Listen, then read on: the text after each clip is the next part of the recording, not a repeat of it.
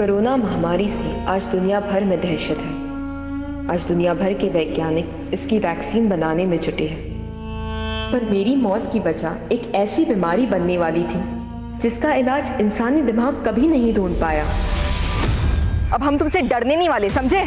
अच्छा, तो हमारी बिल्ली हम पर ही पंजा मारेगी? हमने कभी सोचा भी नहीं था हमें तुमसे ऐसे बात करनी पड़ेगी। हेलो हेलो,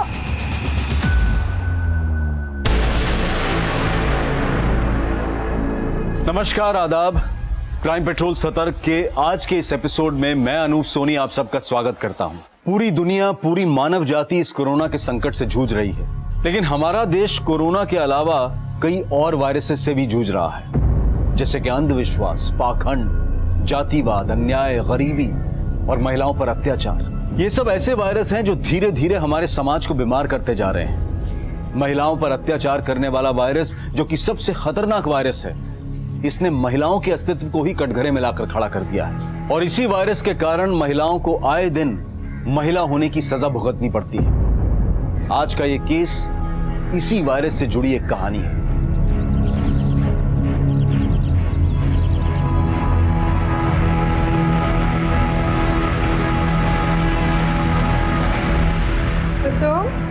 तुम ये चौका चूल्हा छोड़ो बेटा, हम कर लेंगे सब। जाओ तुम। माँ, लॉकडाउन खुलने तक ऑफिस तो जाना नहीं। कुर्सी पे बैठे बैठे देखो कितने मोटे हो गए हम। इसी बहाने घर का थोड़ा चूल्हा चौका, घर की साफ सफाई करेंगे ना तो थोड़ा अनुभव भी ले लेंगे। क्या पता इसी बहाने थोड़ा सा वजन कम हो जाए हमारा। अरे ले लीजिए भैया। अरे कुसुम, तुम्हारा तो पता नहीं, लेकिन ये लॉकडाउन खत्म होते होते तक ना हम घिसी हुई टिकिया बन जाएंगे। कि कोरोना वायरस के चक्कर में 3-3 बार कपड़े बदलते हैं और हमको 2-2 बार कपड़ा धोना पड़ता है। अरे दीदी, आप टेंशन क्यों लेती हो? कोई बात नहीं, आपका भी थोड़ा बहुत अनुभव हम बांट लेंगे। कभी कभी हम भी कपड़ा धो दिया करेंगे, ठीक है? अरे अपने बड़के भैया का अनुभव भी बांट लीजिए। लॉकडाउन से पहले तो काम लगा नहीं, और अब आने वाले समय में रोजगार कितना मारा मारी होने वाला है। तो क्या कीजिएगा महाराज, क्या चमत्कार दिखाएंगे? अरे पापा, हम अपना कुंडली देख रहे हैं, और इंडिया का भी। सितंबर 2020 में इंडिया बूम है। देश चमकेगा और हम भी चमकेंगे, देख लीजिएगा आप।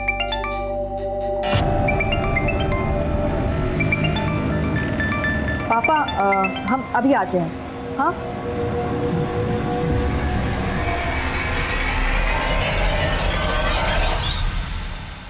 तुम हमको डर के फोन किए हो या हमको डराने को फोन किए हो? डार्लिंग, कैसी बातें कर रही हो? ये मीठी मीठी बातें ना तो करो ही मत हमसे। हम तुमको अपना प्यार जाहिर करने के लिए फोन किए और तुम वायलेंस पर उतर आई हो। तुम पर तो अब भरोसा ही नहीं रहा। अरे क्यों बात का बतंगड़ बना रही हो? नहीं था टाइम, इसलिए नहीं किए कॉल। अच्छा, हमारी बात सुनो। हाँ मुस्कान, हम ना तुम्हें अभी ईमेल भेज देंगे, ठीक है? Okay, bye.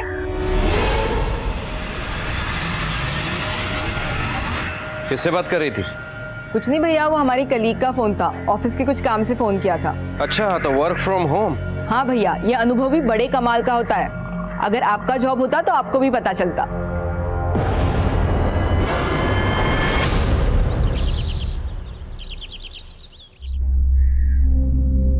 कुसुम, अरे तुम्हारा वर्क फ्रॉम होम चल रहा है ना, तो कहाँ जाने की तैयारी में हो? मम्मी, वर्क फ्रॉम होम तुम्हारा तभी होगा ना जब हमारा लैपटॉप चार्ज होगा, और हमारा चार्जर खराब हो चुका है। यही पास में मारूफगंज में हमारी एक सहेली रहती है, हम तुरंत उससे चार्जर लेकर आ जाएंगे। अच्छा, तो ध्यान से जाना, आज जल्दी काम खत्म करके सीधे घर आना। जी मम्मी, तुरंत आ जाएंगे। हाँ।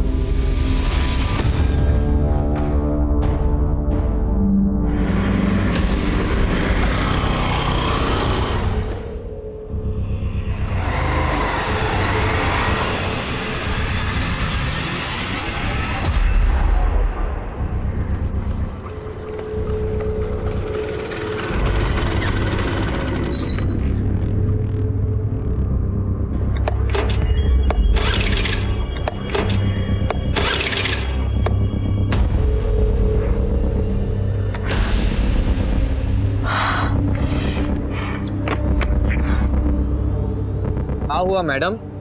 कोई समस्या है तो हमको बताइए ना। हेलो। हाँ शीतल दीदी, वो हमारी स्कूटी खराब हो गई है। स्कूटी खराब हो गई? अच्छा, अभी कहाँ हो तुम? वो यहाँ अनीसाबाद के यहाँ पे। पर कुसुम, तुम तो मारूफगंज जाने वाली थी ना, तुम्हारी स्कूटी अनीसाबाद में कैसे खराब हो गई? वो हमको फुलवारी शरीफ में 2 मिनट का काम था, सोचा वो भी निपटा ले। और वैसे भी अभी लॉकडाउन के चलते कहीं बाहर जाना तो होता ही नहीं है। तो बबलू भैया है ना, वो तुम्हारे पीछे ही निकले थे। एक बार उनको फोन करो, क्या पता वो तुम्हारे आसपास ही हो। बबलू भैया हमारे पीछे निकले थे? हाँ, अच्छा तुम रुको, हम बबलू भैया को फोन करके बोलते हैं, वो तुम्हें अनीसाबाद से पिक कर लेंगे। हाँ ठीक है, चलेगा।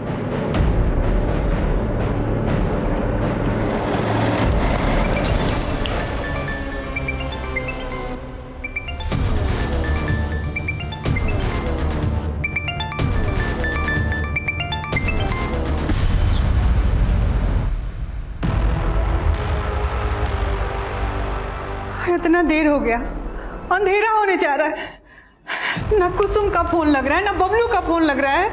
हाँ, हमको चिंता हो रहा है। गली मोहल्ला पूरा सून हो गया है। अरे मम्मी घबराइए मत, उन दोनों का फोन का बैटरी खत्म हो गया होगा। अरे तो दोनों का बैटरी एक के साथ ही खत्म हो जाएगा। हाँ, हमको कुछ ठीक नहीं लग रहा है। हमारा मन घबरा रहा। हमारा दोनों बच्चा ठीक है कि नहीं?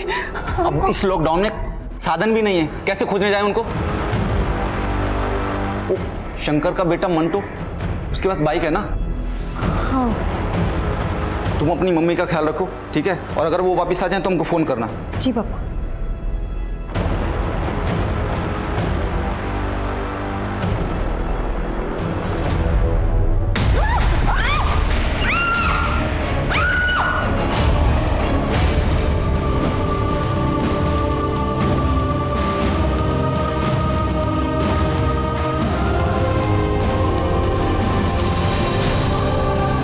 कोरोना वायरस की पहले लॉकडाउन की रात में जब पूरे देश में कर्फ्यू था, तब एक परिवार के 2 भाई बहन कुसुम और बबलू लापता थे। उनके पिता रामनाथ उनको ढूंढने की नाकाम कोशिश कर रहे थे और उनकी मां दुर्गा और बहन शीतल सकते में थे। और सुबह होते होते पुलिस भी बबलू और कुसुम की तलाश में जुट गई। जब आप लोग को मालूम है कि शहर में लॉकडाउन लगा हुआ है, बाहर नहीं निकलना है, तो कुसुम को रोकना चाहिए था ना। सर वो कुसुम के लैपटॉप का चार्जर खराब हो गया था, वो मारूफगंज अपनी सहेली से चार्जर लेने के लिए ही गई थी। किस सहेली से? ये तो हम नहीं जानते। अच्छा, कुसुम तो मारूफगंज गई थी, तो यहाँ अनीसाबाद कैसे आई? यही बात हम भी कुसुम से फोन पे पूछे थे। पर कुसुम तुम तो मारूफगंज जाने वाली थी ना, तुम्हारी स्कूटी अनीसाबाद में कैसे खराब हो गई? वो हमको फुलवारी शरीफ में 2 मिनट का काम था, सोचा वो भी लिपटा ले। अच्छा तुम रुको, हम बबलू भैया को फोन करके बोलते हैं, वो तुम्हें अनीसाबाद से पिक कर लेंगे। हाँ ठीक है, चलेगा।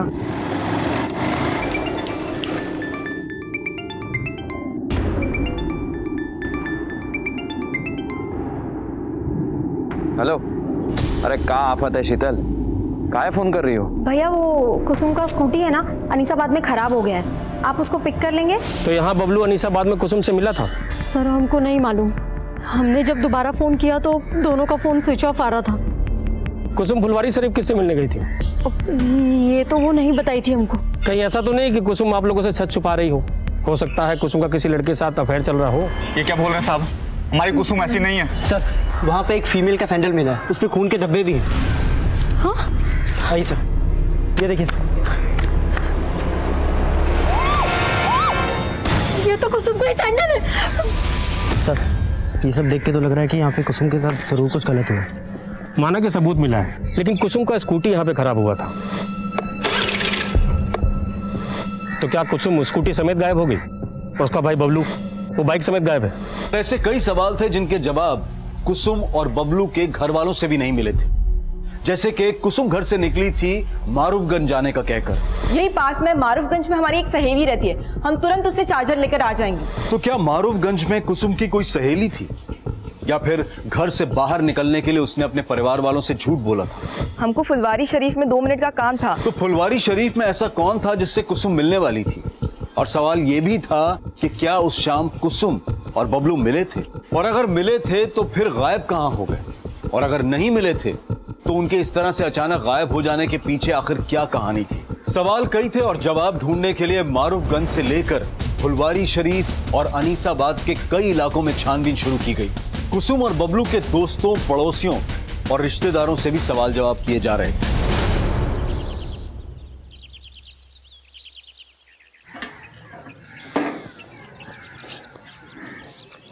मैं कमिश्नर सर ये हमारे थाने के ऑफिसर और कांस्टेबल का fitness report. All good? Yes sir. Great. अच्छा, तुम जो भाई बहन के मिसिंग केस को इन्वेस्टिगेट कर रहे हो, उसकी क्या अपडेट है? सर हमारी टीम इन्वेस्टिगेशन कर रही है। हमारे हिसाब से भाई में ही कुछ गड़बड़ है सर। तुम्हें एडिशनल टीम की जरूरत तो नहीं? नहीं सर। फिर भी अगर जरूरत हो बता देना। सर मामूली केस है, वैसे भी लॉकडाउन मैनेजमेंट में आपको ज़्यादा बड़ी टीम का जरूरत है सर। क्यों कह रहे हैं? सर डीएम सर के पास जाने का टाइम हो गया।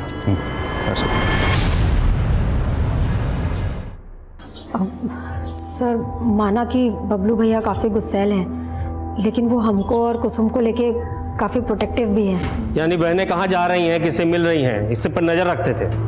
सही कहे ना? हाँ सर। सर एक बात और बताना था। उस दिन हमने भैया को किसी से फ़ोन पे बात करते सुना था। बबलू से मिलने का वजह मत पूछा कर, समझा?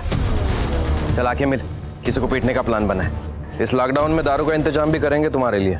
आ जाओ चल। आपको तो ये नहीं पता कि कुसुम मारूफगंज किससे मिलने गई थी या फुलवारी शरीफ किससे मिलने जा रही थी, और अब आप बता रही हैं कि बबलू किसी को पीटने के लिए गया था। तो अब इसका क्या समझे हम कि कुसुम ने बबलू को गायब कर दिया कि बबलू ने कुसुम को गायब कर दिया? बस कीजिए सर, हमारा बेटा बेटी 2 दिन से गायब है। आप कुछ बोले जा रहे हैं। ये नहीं कि हमारा बच्चा लोग को आप खोजे ढूंढे कि कहाँ है, कौन हाल में। शीतल के बयान के बाद पुलिस बबलू को जानने वाले हर दोस्त, हर जानकार से मिल रही है। और फिर भाई बहन के कॉल रिकॉर्ड्स में नए समीकरण सामने आए। सर बबलू के दोस्तों से ये नहीं पता चल रहा है कि वो उस शाम किसको पीटने वाला था, लेकिन सर बबलू और कुसुम दोनों के फोन उस शाम अनीसाबाद में एक साथ ही बंद हुए थे। यानी दोनों भाई बहन उस शाम मिले होंगे। लेकिन सर दोनों भाई बहन के एक साथ गायब होने की कहानी कुछ समझ में नहीं आ रही। और सर कुसुम के कॉल रिकॉर्ड में एक सस्पिशियस नंबर भी मिला है जो उस शाम फुलवारी शरीफ में ही एक्टिव था, और उसकी बहन ने बताया कि वो उस शाम फुलवारी शरीफ में किसी से मिलने वाली भी थी। किसका नंबर है? Sir number 80। सर ये नंबर मनेर के एड्रेस पर रजिस्टर है और उसी शाम से बंद है जब से कुसुम और बबलू दोनों गायब हुए हैं। ये आप क्या कह रहे हैं सर? हम सच कह रहे हैं, हम किसी कुसुम बबलू को नहीं जानते। जानते नहीं हो तो कुसुम को फोन काहे करते थे? सर जब जानते ही नहीं तो हम क्यों फोन करेंगे सर? ये देख तेरे कॉल रिकॉर्ड, इसमें साफ दिख रहा है कि तू कुसुम से कई बार फोन पे बात करता था। अफेयर चल रहा था ना कुसुम के साथ तेरा? बता कहाँ है, बुलाया उसे फुलवारी शरीफ में? सर हम कभी फुलवारी शरीफ गए ही नहीं। और सर जिन कॉल रिकॉर्ड्स की आप बात कर रहे हैं सर, ये हमारा पुराना नंबर है। घुमा रहा है हमें। अरे याद दिलाओ इसे सब। आप लोगों ने बताया कि कुसुम का किसी के साथ अफेयर नहीं था, लेकिन कुसुम लगातार इस नमन नाम के लड़के के साथ फोन पे टच में थी। आप लोग जानते हैं इस लड़के को? नहीं सर, हम नहीं जानते। सर जी वो नमन तो वहीं का वहीं पर है। इस लड़के की डिटेल निकालो। जी सर, पर सर ये भी तो हो सकता है कि वो सच बोल रहा हो और कोई और हो जो उस फोन नंबर का गलत इस्तेमाल कुसुम को फुसलाने के इरादे से कर रहा हो। लेकिन हमें बबलू का एंगल भी देखना होगा, क्योंकि उसके जैसे भाई को ये बिल्कुल गवारा नहीं होगा कि कोई लड़का उसकी बहन से इतनी बात करे। हो सकता है इसी गुस्से में उसने कुसुम को गायब किया और अब खुद गायब है। सर अनीसाबाद में जंगल के पास एक लड़की की लाश मिली है।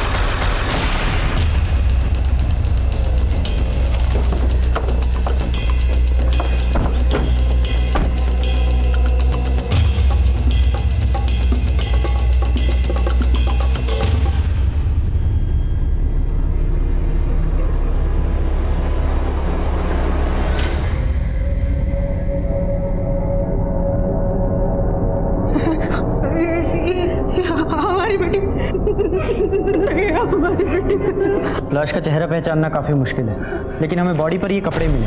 क्या ये कपड़े कुसुम के?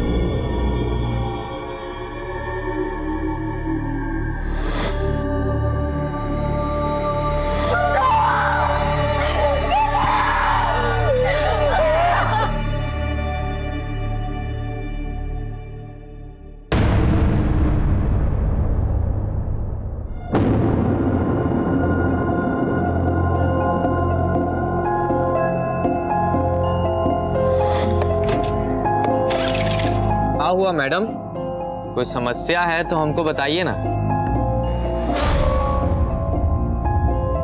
Yes brother Alok, what happened? अरे अभी हम न्यूज में पढ़े हैं, उसका फोटो भी देखें, वही स्कूटी वाली लड़की का मर्डर हुआ है। इका ट्रेजिक हो गया। अब तुम रुको, हम अभी चिंटू को कॉन्फ्रेंस पर लेते हैं। 1 मिनट रुको। कहा उस स्कूटी वाली लड़की का मर्डर हो गया? अबे कौन मारा बे उसको? भाई हमरे तो रोंगटे खड़े हो गए बात को सुनकर। मानो कल की बात है जब हम उसे देखे थे सामने। अब भूल जाओ भाई। अगर हम गलती से भी किसी को कह दिए कि हम उस लड़की को देखे थे तो हमारा शनि मंगल सब खराब हो जाएगा। क्या समझे? सही बोले आलोक, कहीं ऐसा ना हो जाए पुलिस हम ही पर इल्जाम डाल दे। सर हम लोगों को तो लग रहा था कि कुसुम का रेप हुआ होगा, लेकिन सर पोस्टमार्टम रिपोर्ट ने तो कहानी बदल के रख दी। क्रिमिनल बहुत शातिर है हरीश, वो दिखाना चाह रहा है कि जैसे रेप हुआ, लेकिन रिपोर्ट से साफ है कि मर्डर केस है और फिलहाल गुनाहगार सिर्फ बबलू नजर आ रहा है। वो जानबूझ करके ऐसा क्राइम सीन रच के भागा है कि लगे बहन का रेप। भाई नहीं सर, ये कहानी कुछ और ही है। अरे कुछ और का छोड़िए दिनेश जी, आपके रिटायरमेंट को 4 दिन ही बचा है। 4 दिन में पकड़ डालिए क्रिमिनल को और जाने से पहले लूट लीजिए वाहवाही। जिस पोस्टमार्टम रिपोर्ट के आधार पर पुलिस अपना अगला कदम उठाने वाली थी, अब उसी पोस्टमार्टम रिपोर्ट पर सवाल उठा दिए गए थे। कुसुम के घर वालों ने पुलिस स्टेशन के सामने प्रदर्शन करना शुरू कर दिया था।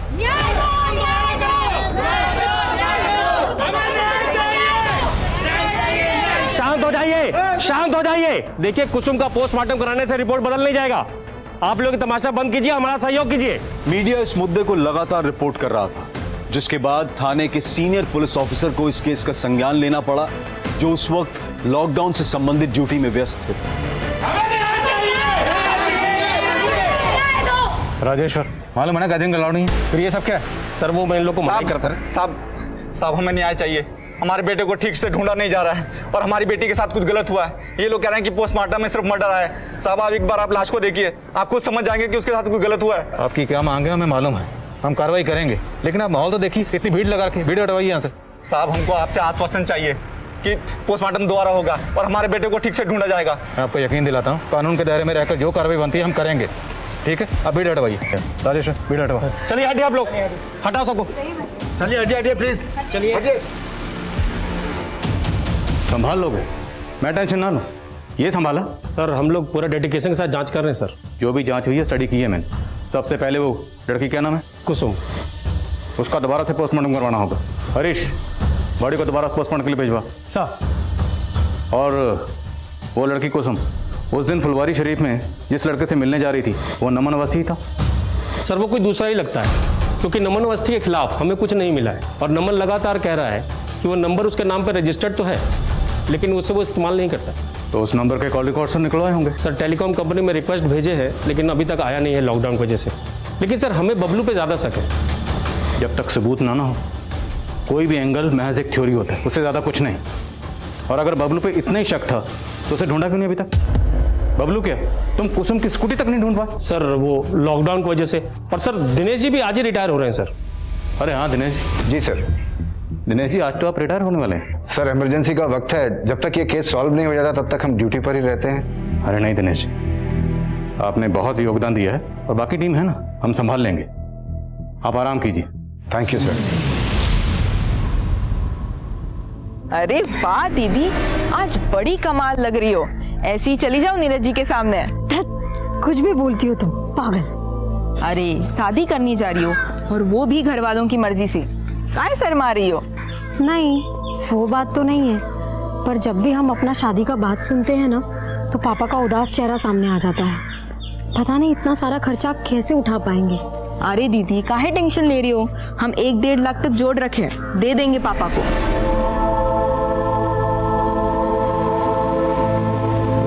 कुसुम की सेकंड पोस्टमार्टम रिपोर्ट आ गई है। ये रिपोर्ट पहली रिपोर्ट से काफ़ी अलग है सर। इस रिपोर्ट के मुताबिक कुसुम का ब्रूटल गैंगरेप हुआ था। मौत का वक्त तकरीबन 7 बजे और 2:30 बजे के करीब कुसुम ने अपनी बहन शीतल को फ़ोन करके बताया था कि उसकी स्कूटी खराब हो गई है। हाँ शीतल दीदी, वो हमारी स्कूटी खराब हो गई है। मतलब लड़की ने तकरीबन 5 घंटे टॉर्चर सहा। सर कुसुम के नाखूनों में रेपिस्ट के स्किन के ट्रेसेस मिले और भी चौंकाने वाले पॉइंट्स हैं सर इस रिपोर्ट में। सर कुसुम 1 मंथ प्रेग्नेंट थी, लेकिन उसके बॉयफ्रेंड का कोई नामो निशान नहीं। और हमें तो ये भी नहीं पता कि उसका भाई बबलू कहाँ गायब है। और सबसे हैरानी की बात यह है कि पहली पोस्टमार्टम रिपोर्ट में यह सब मेंशन क्यों नहीं था। इस एरर की इंक्वायरी करनी होगी। सर, इस एरर के पीछे कौन है, मुझे इसका हिंट मिला है। सब इंस्पेक्टर राजेश्वर को सस्पेंड कर दिया गया। नई पोस्टमार्टम रिपोर्ट ने इस केस का रुख मोड़ कर रख दिया था। सवाल यह भी था कि क्या बबलू इसमें इन्वॉल्व था और वो अब तक गायब क्यों था। पुलिस ने क्राइम सीन के 1 किलोमीटर के रेडियस में फिर से छानबीन शुरू करवा दी और अब बारी थी कुसुम के माता पिता के सच जानने की। बोलिए, क्या आप लोगों को पता था कि कुसुम प्रेग्नेंट थी? सर, हमको तो ये सोच के भी अजीब लग रहा है कि कुसुम प्रेग्नेंट थी। हो सकता है बबलू को भी अजीब लगा, उसे बहुत गुस्सा आया होगा जब उसे यह पता चला होगा कि उसकी बहन प्रेग्नेंट है। बबलू कहाँ है? बस कीजिए सर, बस कीजिए। हमने अपनी बेटी खोई है, उसके भाई के लिए परेशान है और आप कुछ बोले जा रहे हैं। हाँ मोइन। सर, बबलू मिल गया है, लेकिन वो जिंदा नहीं है, उसका भी मर्डर हो गया।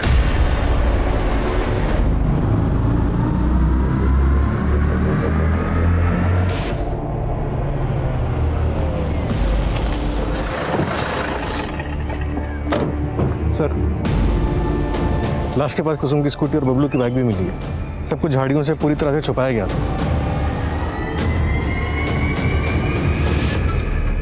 कुसुम की स्कूटी इस एरिया में खराब हुई थी, मतलब बबलू कुसुम को ढूंढता हुआ यहाँ तक आया था और कुसुम की लाश यहाँ से 1 किलोमीटर दूर वहाँ मिली। तो पहले बबलू को यहाँ मारा गया होगा। शायद उनका मकसद कुसुम का सस्पेक्ट बबलू को बनाना रहा हो। स्कूटी, बाइक, बबलू सब कुछ यहीं था। राजेश्वर ने अगर ठीक से छानबीन करवाई होती ना तो एक केस इतना ना उलझता। सर, शीतल ने अपनी स्टेटमेंट में कहा था कि बबलू का किसी से झगड़ा हुआ था और वो अपने दोस्तों के साथ किसी को पीटने का प्लान भी बना रहा था। चल आके मिल, किसी को पीटने का प्लान बना है। हो सकता है कि सब कुछ बबलू के किसी दुश्मन का किया धरा हो सकता है ये कुसुम और बबलू के पूरे परिवार का दुश्मन हो, या ये वो भी हो सकता है जिसने कुसुम को प्रेग्नेंट किया। जो भी है, हमें हर एंगल पर नए सिरे से काम करना होगा बिना वक्त गवाए। बड़े को पोस्टमार्टम के लिए भिजवा। Right sir.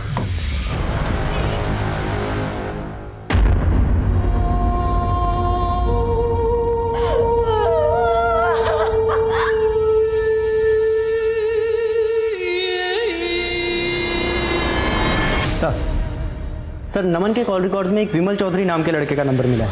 सर, नमन और विमल दोनों का नंबर उस दिन फुलवारी शरीफ में एक्टिव था जहां कुसुम जाने वाली थी। सर, ये विमल, लेकिन सर ये इस वक्त जेल में है। जेल में? जी सर, इसने लॉकडाउन प्रोटोकॉल का उल्लंघन किया था। जब पुलिस वालों ने इससे पूछताछ की तो ये उनसे बहस करने लगा। पुलिस वालों ने इसे जेल में डाल दिया। तो थोड़ी बहस हम भी करते हैं इसके साथ।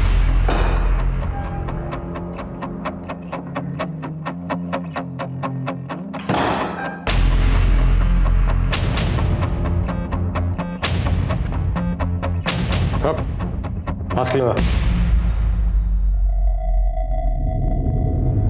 साहब, हम किसी कुसुम को नहीं जानते। वो मुझे फुलवारी शरीफ में अंकुश ने बुलाया था। कौन अंकुश? विमल, जल्दी से फुलवारी शरीफ पहुंचो। फुलवारी शरीफ? अरे लेकिन बात क्या है? साहब, अंकुश बोला वहाँ एक लड़की को डराना धमकाना, तो बस हम वहाँ पहुँच गए। उसका फोन भी बंद आ रहा है, पता नहीं कहाँ मर गई। साहब, वहाँ वो लड़की आने वाली थी, वो आए नहीं तो हम दोनों चले गए।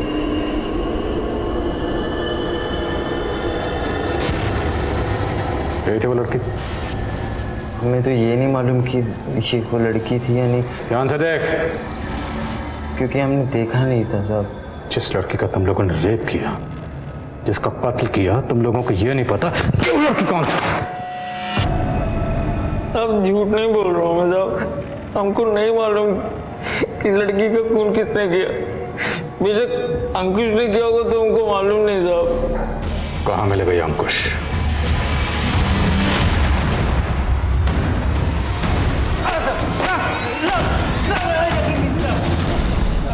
साहब, हमने कुसुम के साथ कुछ नहीं किया। हम तो प्यार करते थे कुसुम से। प्यार करते थे? फिर उसे फुलवारी शरीफ में धमकाने के लिए क्यों बुलाया? विमल, सब कुछ भग चुका है। तो ज्यादा स्मार्ट बनने की कोशिश मत करना। वो फुलवारी शरीफ नहीं पहुंची तो तू अनीसाबाद पहुंच गया। वहां पहुंचकर तूने इसके भाई बबलू को मारा। हमारे यकीन कीजिए, हमने कुछ नहीं किया। हम तो बस उसे समझाना चाहते थे कि वो हमें भूल जाए। तेरा अफेयर था ना उसके साथ? उसे प्रेग्नेंट भी तुमने किया था?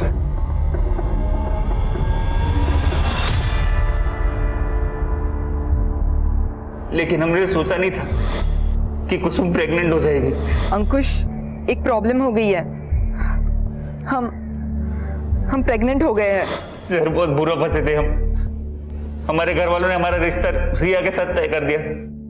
वैसे दिखने में कुसुम ज्यादा अच्छी थी, लेकिन रिया अपने बाप की इकलौती, बहुत पैसा है उसके पास, इसलिए कुसुम को रास्ते से हटा दिया और उसके भाई बबलू को भी। नहीं साहब, हमने कुछ नहीं किया, हमारा यकीन कीजिए। प्लानिंग तो बहुत लंबी की थी तुमने, और अब तो बहुत लंबा फंसेगा। नमन नाम के लड़के के सिम से तो कुसुम को फोन करता था ना? नहीं सर। वो सिम कहां से आया तेरे पास? सर, वो सिम कहां से आया तेरे पास? सर, नमन हमारे हॉस्टल में था, हमने तभी उसका सिम रख लिया था। तो ये नमन भी तुझे बचा रहा था, ये भी शामिल है इसमें? हमने कुछ नहीं किया सर, हमारा यकीन कीजिए सर, हमारा यकीन कीजिए।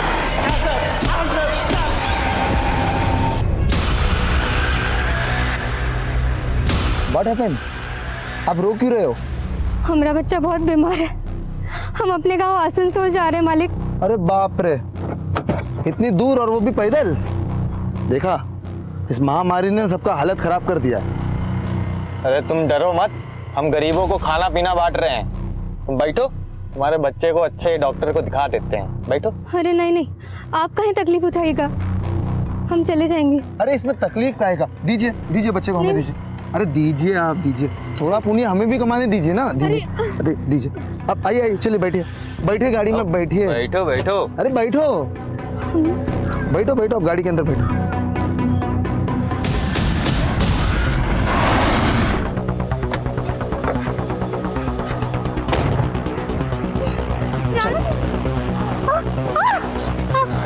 हमको छोड़ दीजिए।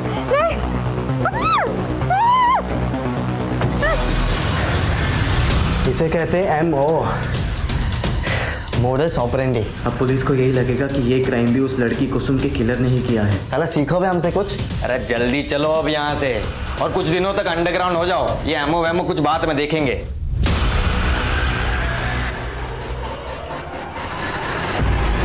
सर, अंकुश को बहुत तोड़ा, नमन और विमल दोनों को दोबारा से रिमांड के लिए, लेकिन सर कोई कुछ नहीं उगल रहा है। ये अंकुश, नमन और विमल, इन तीनों को डीएनए को कुसुम के नेल्स में जो स्किन ट्रेसेस मिले थे उनसे मैच करो। सर। हेलो,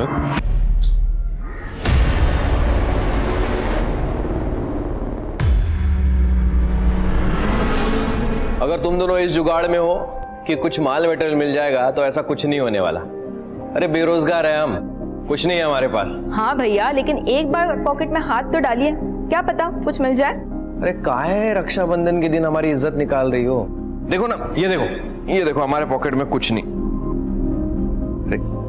ये कहां से आ गया? भैया, ये पक्का कुसुम ने रखे होंगे।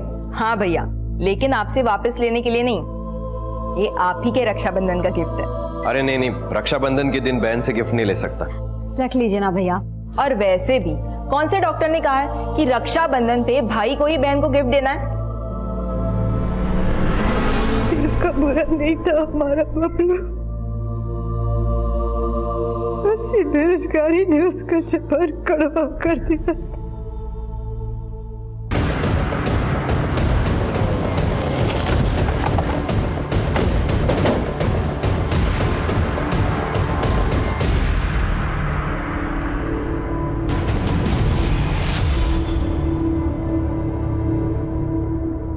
सर, कुसुम की लाश भी हमें इसी तरह मिली थी। सर बिल्कुल वैसा ही नजारा है। सर हो सकता है कि इसे भी कुसुम के कातिलों ने ही मारा हो।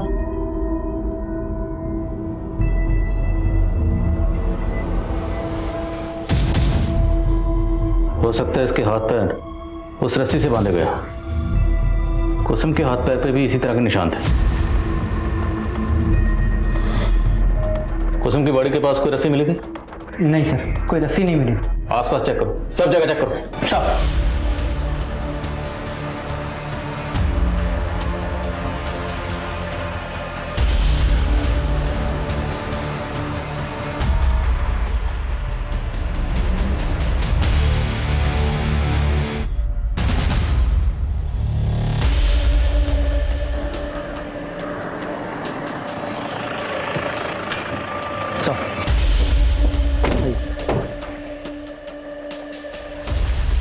सर ये मोबाइल भी मिला यहाँ पे। ऑन करो, देखो किसका।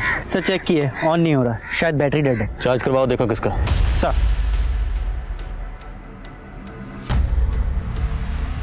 मोइन, वहाँ वो औरत की लाश और यहाँ ये छोटा बच्चा, कहीं इन दोनों का आपस में कोई ताल्लुक तो नहीं? आई मीन, हो सकता है ये बच्चा उसी औरत का हो, उस औरत के साथ कुछ गलत हुआ हो और छीना झपटी में उसका ये बच्चा यहाँ पे गिर गया और मोबाइल भी गिरा। एक काम करो, हाईवे पे आजकल इतनी गाड़ी तो होती नहीं, इतनी आम दिनों में होती थी, लॉकडाउन चल रहा है, हाईवे पे जितने भी सीसीटीवी हैं सबकी फुटेज चेक करो। Right sir.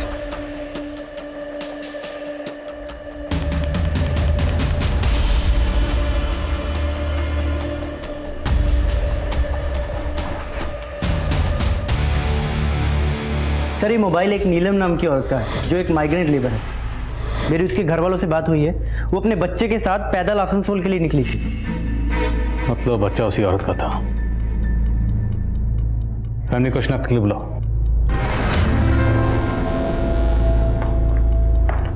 सर मेरी पोस्टमार्टम डॉक्टर से बात हुई, उस लड़की के साथ भी गैंगरेप हुआ था।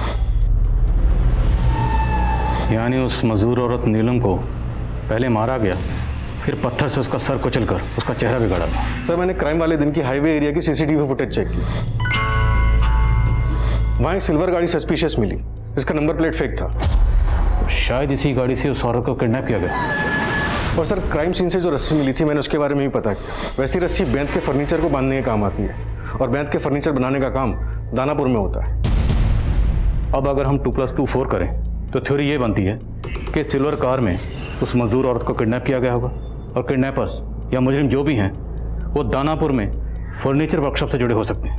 और अब अगर हमें इस सिल्वर कार और मुजरिमों को ढूंढना है तो हमें दानापुर में ढूंढना होगा। लेकिन सर लॉकडाउन की वजह से सारे फर्नीचर के कारखाने बंद हैं, वहाँ पे पूछताछ नहीं की जा सकती। एक आइडिया है, काम मुश्किल ज़रूर है पर नामुमकिन नहीं है। Corona virus thermal screening.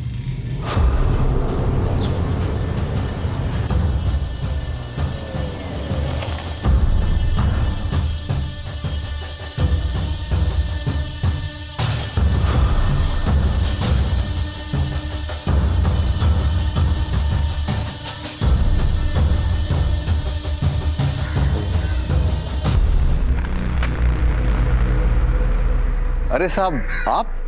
Dinesh ji, आप तो शास्त्री नगर में रहते हैं, फिर यहाँ दानापुर में? साहब यहाँ दानापुर में भी हमारा अपना घर है। वो हम प्लान किए थे कि रिटायरमेंट के बाद यहीं आके रहेंगे, इसलिए यहाँ आ गए। लेकिन साहब ये पीपी किट। हरीश है। अरे हरीश कैसे हो? बढ़िया। तो साहब ये कोरोना ड्यूटी में ये थर्मल स्क्रीनिंग का ड्यूटी भी पुलिस को ही दे दी है क्या सरकार? दिनेश जी, आपको कुसुम मर्डर केस याद है? हाँ सर याद है।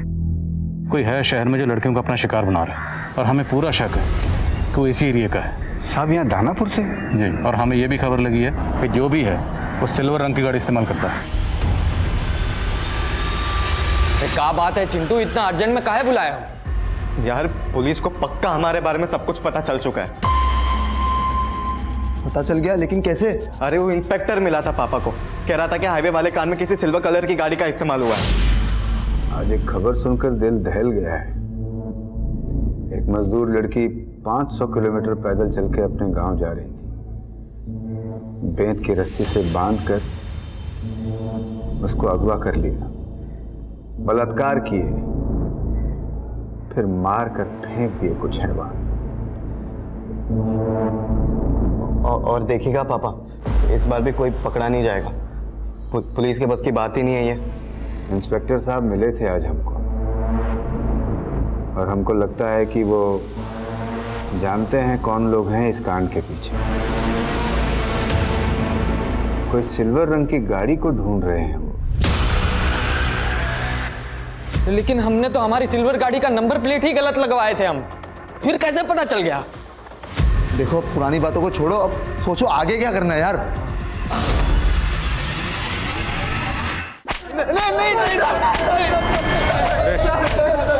साहब हम मानते हैं कि हमने उस मजदूर औरत का रेप किया और उसे मारे भी, लेकिन साहब हमने कुसुम के साथ कुछ भी नहीं किया साहब, सच कह रहे हैं हम। हाँ साहब, हम उसको नहीं मारे हैं, हम बस उसका रेप किए।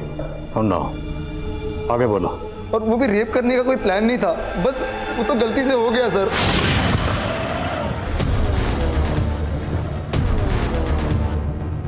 भैया आप कहाँ जा रही थी?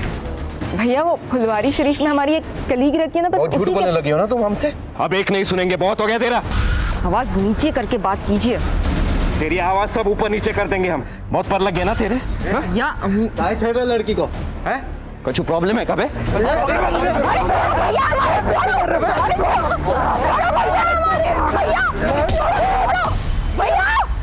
साहब उसका भाई मर गया तो हम उस लड़की को कंट्रोल करने के लिए बांध दिए और गाड़ी में डाल दिए साहब, और उस लड़के की लाश को वो स्कूटी और बाइक को वहीं पर ठिकाने लगा दिए थे साहब। हम पहले सोचे कि उस लड़की को भी मार ही देते, लेकिन साहब हमको मजाक करना था तो हम थोड़ा दूर चले गए साहब। हम सोचे कि वो खुद ही तड़प तड़प के मर जाएगी, लॉकडाउन में उसे कौन देखता था।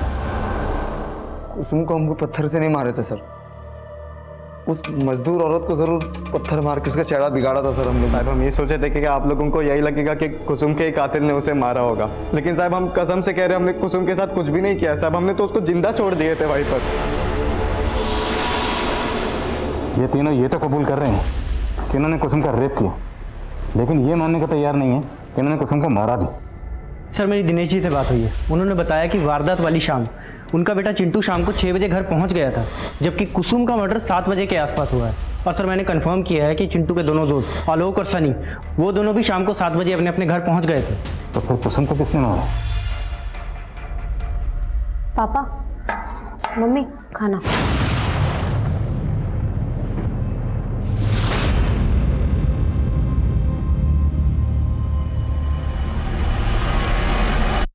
चलिए रामनाथ जी चलते हैं।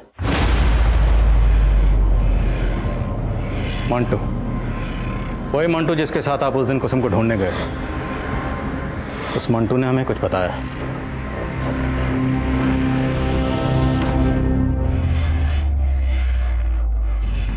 हमारी समझ में कुछ नहीं आ रहा था साहब, जब हमें पता चला कि कुसुम शादी से पहले ही पेट से है। अंकुश, एक प्रॉब्लम हो गई है, हम प्रेग्नेंट हो गए हैं। हमारे पैर तलों की जमीन निकल गई। हमने किसी से कुछ नहीं बोला सिवाय बबलू के। हमने कल्पना भी नहीं की थी कुसुम हमारा मुंह काला कर देगी। तो अब क्या करेंगे आप? धृतराष्ट्र की तरह जाएंगे या गांधारी की तरह अपनी आंखों पर पट्टी बांध लेंगे? नहीं, हम ये बर्दाश्त नहीं करेंगे। बबलू से मिलने का वजह मत पूछा कर, समझा? चल आके मिल, किसी को पीटने का प्लान बना है। हमारे कहने पर बबलू ने पहले ही प्लान बना लिया था। उस रोज कुसुम जब सहेली से चार्जर का बहाना करके निकली तो हम समझ गए ये उसी लड़के से मिलने जा रही है। हमने पीछे से बबलू को उसके पीछे लगा लिया, लेकिन उसके बाद बबलू का कुछ अता पता नहीं चल रहा था। हम मंटू के साथ उसे खोजने गए। बबलू तो नहीं दिखा, लेकिन कुसुम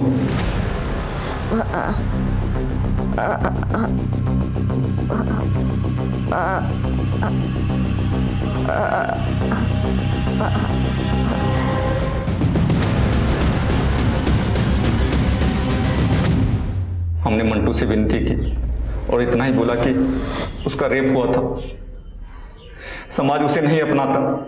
कैसे बाबू? बेटा अगर कैसा भी हो तो चलेगा, और बेटी, वो बेटी जिसे किसी ने धोखे से गर्भवती बना दिया, वो अशुद्ध हो गई। अशुद्ध वो नहीं, अशुद्ध तुम जैसे लोगों की सोच है।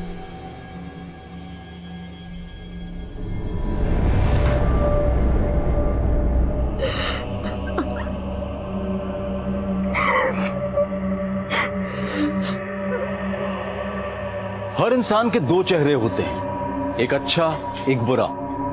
उस इंसान को कौन से चेहरे ने जकड़ रखा है ये हम नहीं जानते और धोखा खा जाते हैं। इस केस में कुसुम अंकुश को अच्छा समझ रही थी, जो बुरा निकला। कुसुम का भाई बबलू और उसका अपना पिता रामनाथ, वो सबके चेहरे से धोखा खा गई। और वो 3 दरिंदे जिन्होंने 2 महिलाओं की जिंदगी बर्बाद की थी, उनके भी 2 चेहरे थे। अपने परिवार की महिलाओं के सामने एक अच्छे इंसान का चेहरा, लेकिन वही चेहरा दूसरी महिलाओं को देखते ही बदल जाता था। देखते हैं हमारे आज के एपिसोड की दूसरी कहानी। हेलो, बात कर सकते हैं क्या अभी?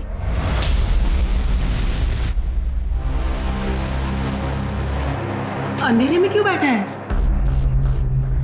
ऐसी मुझे डर लग रहा है। हम कुछ गलत तो नहीं करने जा रहे ना?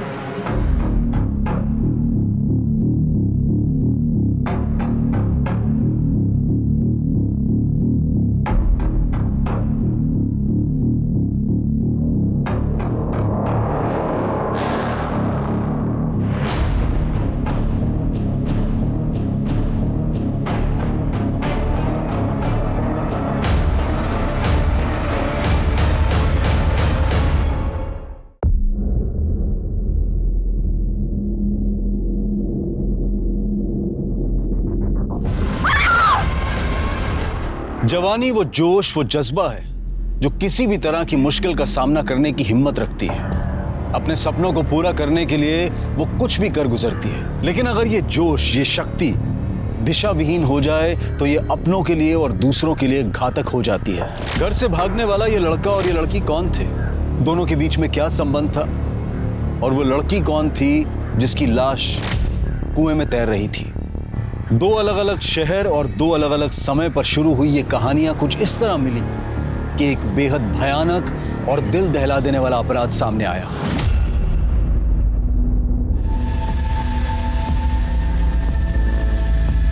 चाय क्या? जी चाय लीजिए।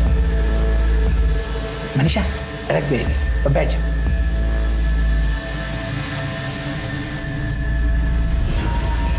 मुझे लड़की पसंद है। मेरी तरफ से शादी कर। बस अब जल्दी से जल्दी एक मुहूर्त निकल लीजिए, शादी करें। ठीक है, नक्की। लेकिन बाबा, मुझे शादी से पहले 6 महीने का वक्त चाहिए। मैं अपने पैरों पे खड़े होना चाहती हूँ। मैं ब्यूटी पार्लर का कोर्स करना चाहती हूँ बाबा। क्या बात कर रही है तू? हाँ चुप बाबा, कोई बात नहीं, तुमको जो करना है वो करने दीजिए। हम 3 महीने बाद शादी कर लेंगे, ठीक है?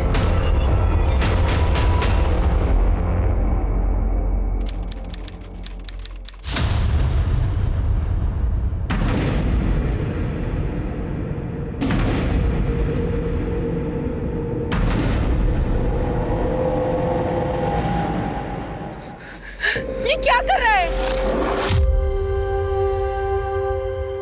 तू कूदना चाहता है यहाँ से? मुझे पता है तूने एक बार भी नहीं सोचा होगा कि तेरे जाने के बाद हमारा क्या होगा।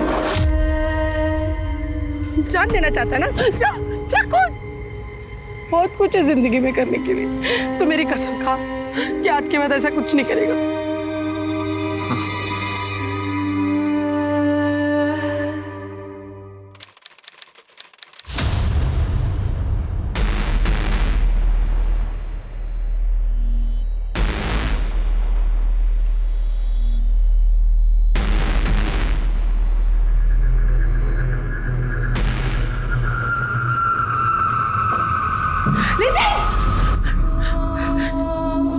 क्या कर रहे हैं? आई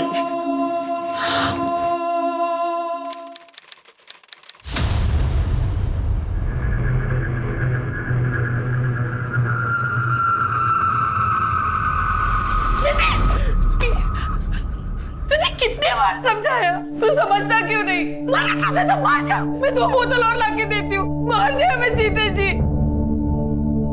प्रेमिला शांत हो जाओ। प्रेमिला ए बेटा, कसम खा कि आज के बाद ऐसा कुछ नहीं करेगा। ए नितिन, भूल जा जो हुआ, उसे भूल जा। तेरी आई बाबा तेरे साथ है हमेशा। मुझे डर लग रहा है। हम कुछ गलत तो नहीं करने जा रहे ना?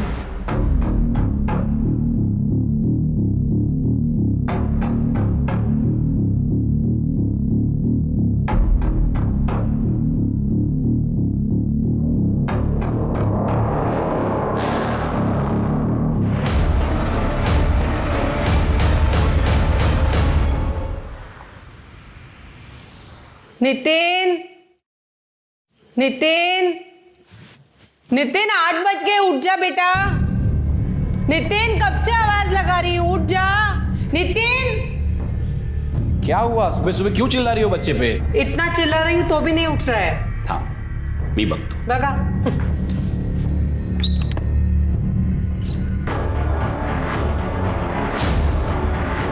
अरे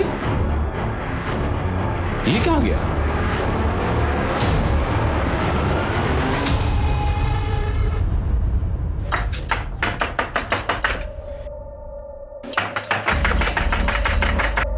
कहाँ है वो? हाँ, है कहाँ वो? बेटा इस वक्त बैठो। ये सब छोड़ो और मुझे बताओ कि कहाँ है वो? अरे बैठो तो सही, बताता हूँ। अगर वो अगली बार मुझे यहाँ नहीं मिली ना तो मैं सगाई तोड़ दूंगा, और बाद में बोलना नहीं कि मैंने आपको बताया नहीं था। सुनो बेटा, मेरी बात तो सुनो, सुनो मेरी बात। अभी तो चला गया, अगली बार आया तो क्या जवाब देंगे? ये सब ना तेरी वजह से हुआ है। अगली बार आएगा ना तो तू जवाब देना उसको।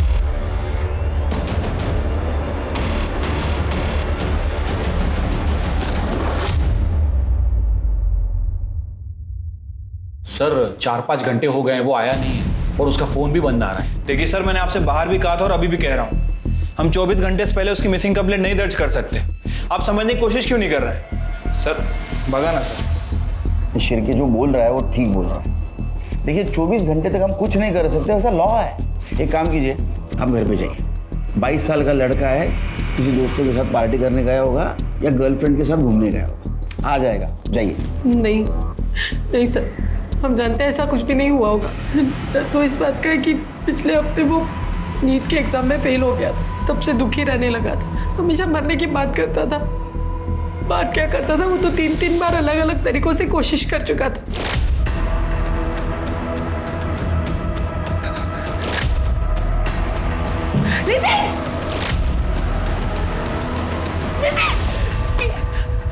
आपने उसको आखिरी बार कब देखा था?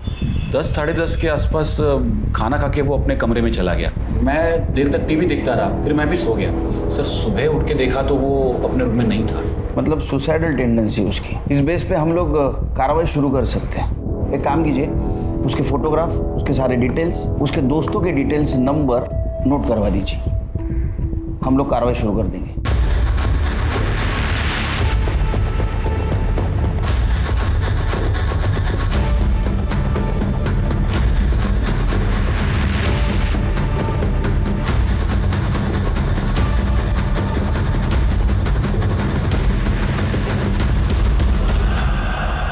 सर नितिन के घर के बाहर एक दूध की डेयरी है। सर ये वहाँ का सीसीटीवी फुटेज है। ये नितिन अपने घर से 5:30 बजे निकलता है और थोड़ी दूर चलकर ये ऑटो में बैठकर वहाँ से चला जाता है।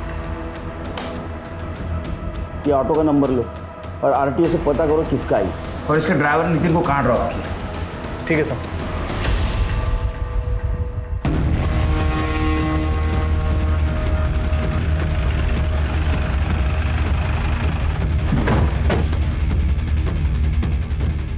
सर यही वो जगह है। ऑटो वाले ने बताया था कि उसने नितिन को यहीं ड्रॉप किया था, ये बावड़ी के आसपास।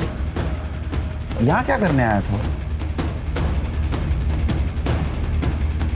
उनको बोला मैडम एक मिनट इधर आइए, आप लोग भी आइए। सब आप लोग फिर से यहाँ पर? लाश को तो लेकर गए थे ना? लाश? आपका नाम? साहब मेघा कदम। सुबह जब मैं कुएं पर पानी भरने आई तब मैंने लाश देखी।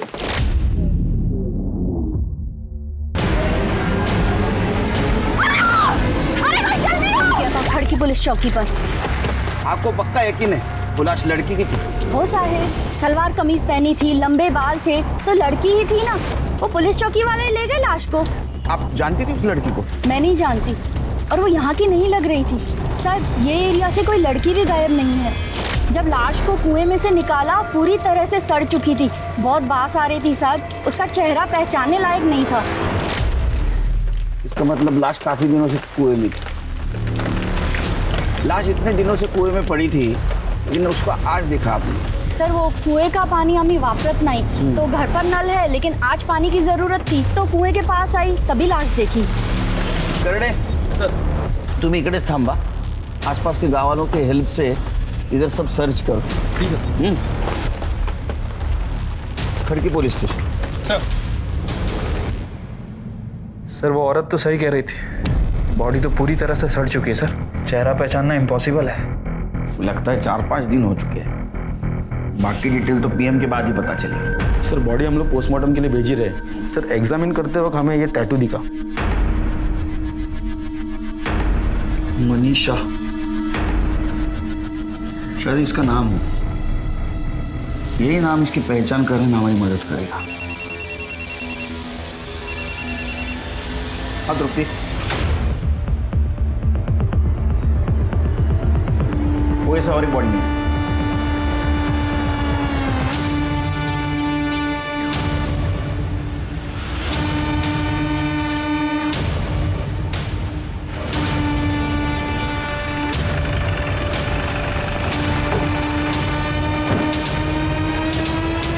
लगता है इसने सुसाइड किया है। जैसा कि इसके माँ बाप को शक था, ये सुसाइड कर सकता है।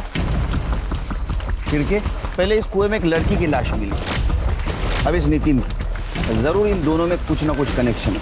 एक काम करो, खड़की पुलिस चौकी को बोलो वो लड़की का केस हमें ट्रांसफर कर दे और उस लड़की का फेस रिकंस्ट्रक्ट करवाओ, पता तो चले वो लड़की कौन थी। बॉडी को पोस्टमार्टम के लिए भेज दो। ठीक है सर।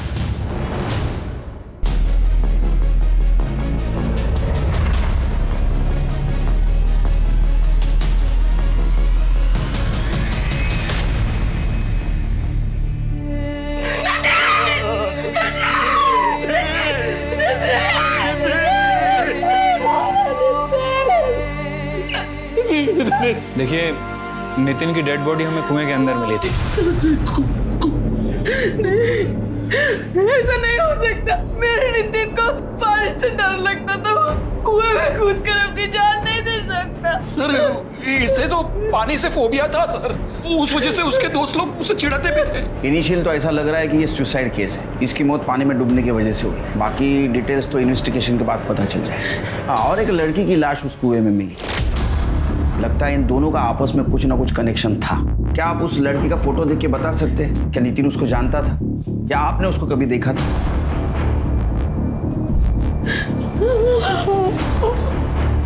नहीं सर, इस लड़की को हमने कभी नहीं देखा है सर। इसकी लाइफ में कोई लड़की नहीं थी सर।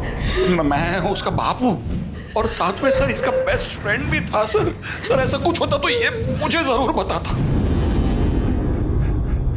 सर जिस लड़की की डेड बॉडी कुएं में मिली थी उसकी पीएम रिपोर्ट आ गई है। सर रिपोर्ट के मुताबिक उसकी मौत 9 जून को शाम 5 बजे से 7 बजे के बीच में हुई है। मौत गला घोटने की वजह से हुई है। रस्सी या दुपट्टे जैसी किसी चीज से उसका गला घोटा गया। और सर लड़की सेक्सुअली एक्टिव थी, लेकिन मौत से पहले उसके साथ ना तो रेप हुआ और ना ही कोई सेक्सुअल असॉल्ट। एक और अजीब बात सर, लड़की 2 महीने प्रेग्नेंट भी थी। क्या? चलिए एक काम करो, ये लड़की का फिटस नितिन के डीएनए से मैच करवाओ। इन दोनों बॉडीज में जरूर कोई ना कोई कनेक्शन होगा, इसलिए दोनों लाशें हमें उस कुएं में मिली। ठीक है सर। अच्छा, लड़की का चेहरा रिकंस्ट्रक्ट करने के लिए भेजा था, उसका कुछ अपडेट? नहीं सर, अभी तक तो उसके बारे में कोई खास इन्फॉर्मेशन नहीं मिली है। नितिन की कॉल डिटेल्स और mobile location? Sir call record के हिसाब से तो नितिन क्लियर ही लग रहा है। सर उसका फोन सुबह 6 बजे उसी जगह स्विच ऑफ हुआ था जहां में उसकी डेड बॉडी मिली थी। और सर नितिन के कॉल रिकॉर्ड के हिसाब से उसके कॉल रिकॉर्ड में उसकी माँ और उसके प्रोफेसर के अलावा किसी भी लेडी का नंबर नहीं है। अब सर एक बात समझ नहीं आ रही कि जब उसके फोन रिकॉर्ड में किसी लेडी का नंबर नहीं है तो इस लड़की का कॉन्टेक्ट में कैसे आया? और उसके माँ बाप के अकॉर्डिंग उसके पास सिर्फ एक ही फोन और एक ही सिम कार्ड था। सर पिंपरी पुलिस स्टेशन से फोन आया था। वहाँ मनीषा तांबे नाम की एक लड़की की मिसिंग कंप्लेन दर्ज हुई है और जिसकी डिटेल्स कुएं से मिली डेड बॉडी से बिल्कुल मैच कर रही हैं।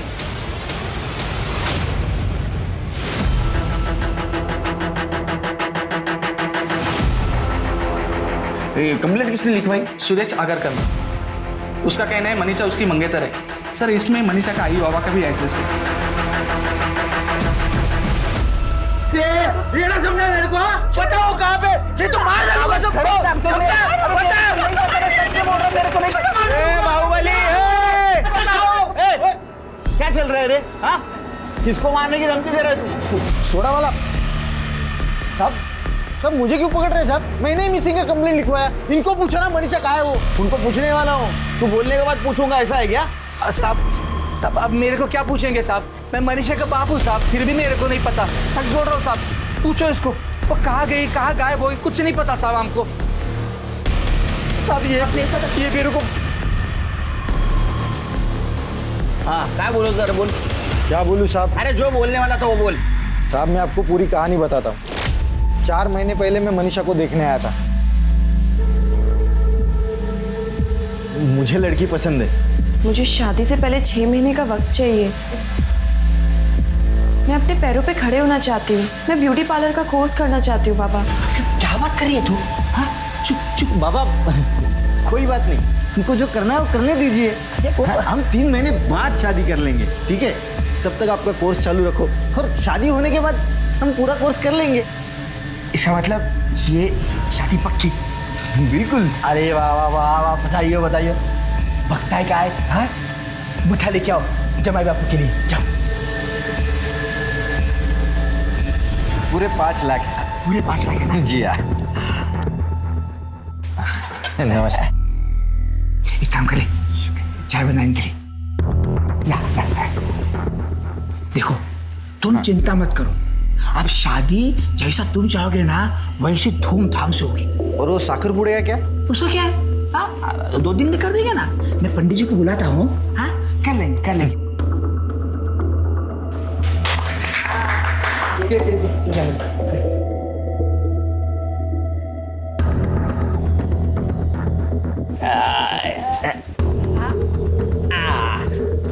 अरे खा ले।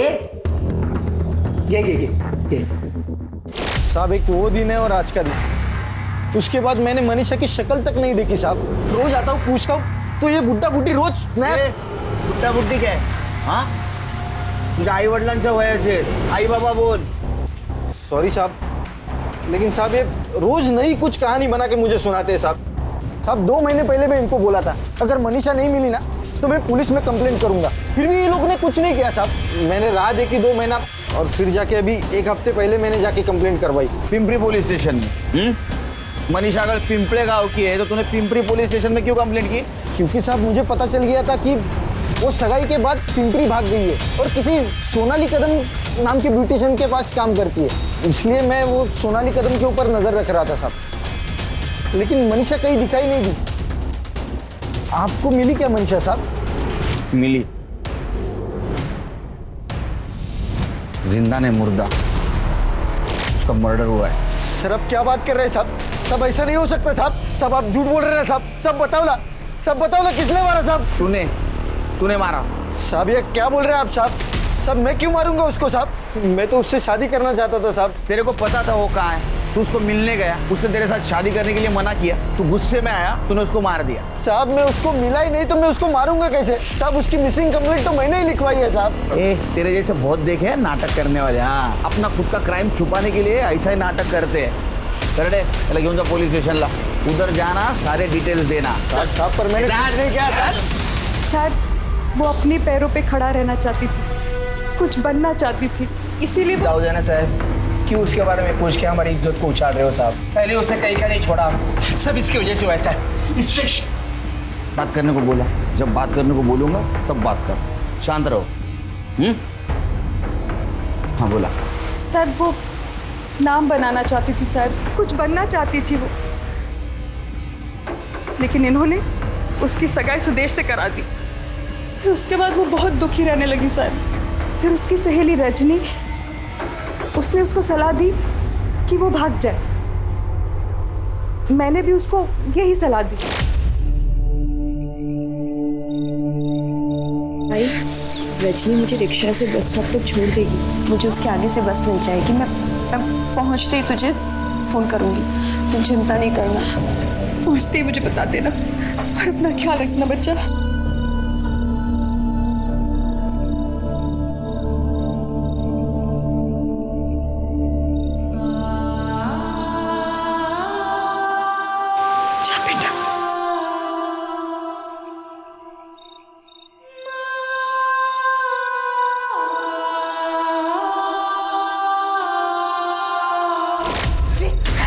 मुझे लगता था खाली उसकी तरफदारी कर रही है तू, मुझे ये नहीं पता था कि तू उसको भागने में मदद करेगी। टोका फिर लगा साहब उससे अंदर कर दूंगा। चुपचाप खड़े रहो। हाँ फिर वो रजनी की काकी है कोई आरती साड़वे, उसके पार्लर में काम करने लग गई। वहाँ से बराबर मुझे पैसा भेजती थी। फिर 1 महीने बाद उसने वो नौकरी छोड़ दी। फिर किसी कदम मैडम के यहाँ नौकरी कर रही थी, वहाँ थी तब भी पैसा भेजती थी वो मुझे। आखिरी बार कब बात हुई आपकी मनीषा से? यही 10 दिन पहले। बहुत खुश थी उस दिन, फिर दोबारा फ़ोन ही नहीं किया उसने। आपको पता है वो कहाँ है, कैसी है? दरअसल मैडम हमें लगता है कि मनीषा का मर्डर हो गया। ये फोटो देखिए, ये टैटू बॉडी के हाथ पे बना था। क्या आप पहचानते हैं इस टैटू को? भेज और शेर भेज उसको। मार दिया ना उसको, अब खुश है तू? अरे यहाँ रहती, शादी करती तो जिंदा तो रहती कम से कम। अरे मार दिया रे, मेरे बच्चे को मार दिया रे।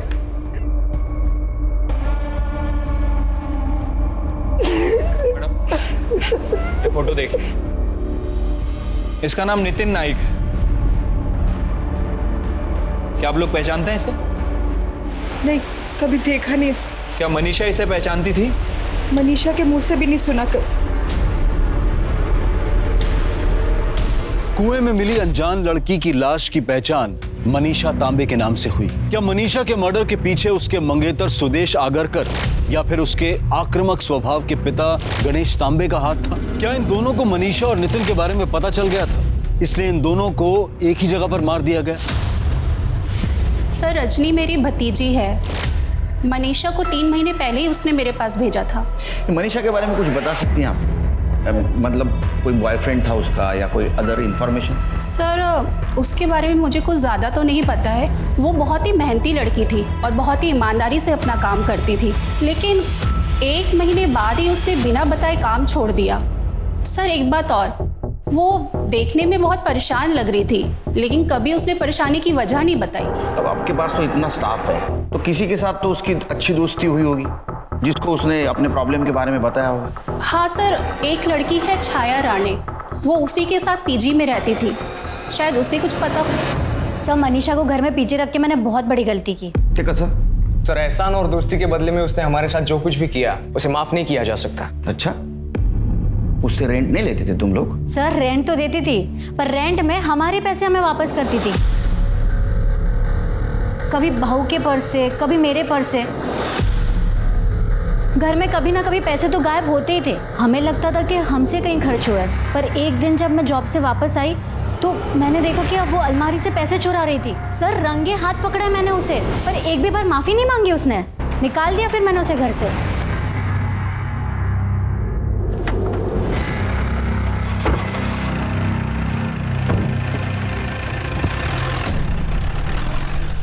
सर, नितिन की पोस्टमार्टम रिपोर्ट के हिसाब से उसकी मौत सुबह 5 बजे से 7 बजे के बीच में हुई है, और सर मौत कुएं में डूबने की वजह से ही हुई है।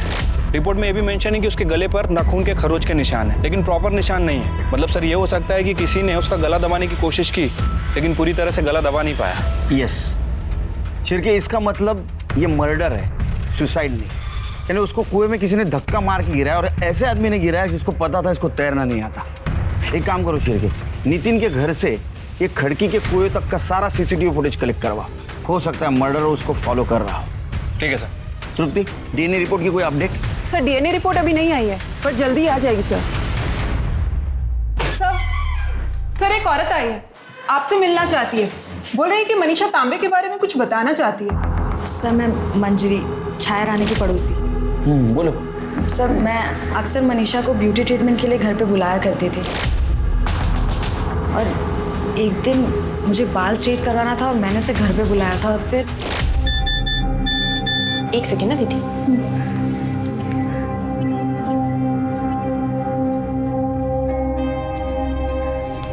बड़ा शर्मा रही हो, क्या बात है, बताओ। कुछ नहीं दीदी, वो एक लड़का है, पसंद है मुझे। कौन है वो? इधर आओ, इधर आओ। कौन है? अब दीदी आप जानती हो उसे, वो अपनी छाया है ना, उसका भाई। अच्छा, अरुण, वो भी तुमसे प्यार करता है या तुम ही उसके प्यार में पागल? नहीं नहीं दीदी, वो भी मुझसे प्यार करता है। एक्चुअली पहल उसने की थी, वो एक दिन मैंने खीर बनाई थी और वहीं से सब शुरू हुआ। क्या बात है यार, क्या खीर बनाई है तुमने? मन तो करता है तेरे हाथ चूम लूं। खीर मैंने नहीं बनाई है, खीर मनीषा ने बनाई है।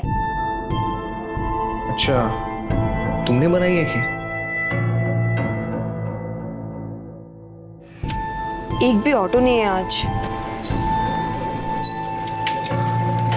हाय हाय। तुम यहाँ? अच्छा, ऑटो गिरा रही? ऑटो नहीं है।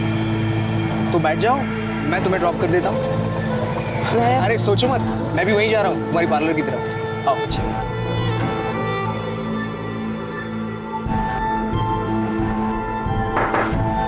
हाय। हाय। दरअसल मुझे तुमसे एक जरूरी बात करनी है। बैठो। नहीं, यहाँ नहीं, हम कहीं और चलकर बात कर सकते हैं? चल। आई लव यू मनीषा, क्या तुम मुझसे शादी करोगी?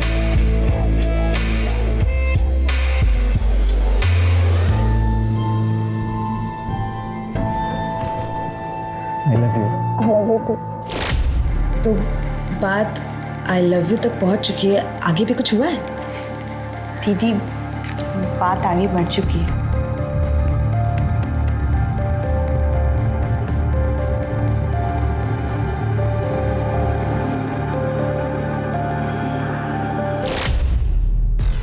सर मुझे पता था अरुण और छाया आपको ये सच नहीं बताएंगे, और बताते भी कैसे? वो दोनों मिलकर भोली वाली मनीषा को जानबूझकर धोखा दिया।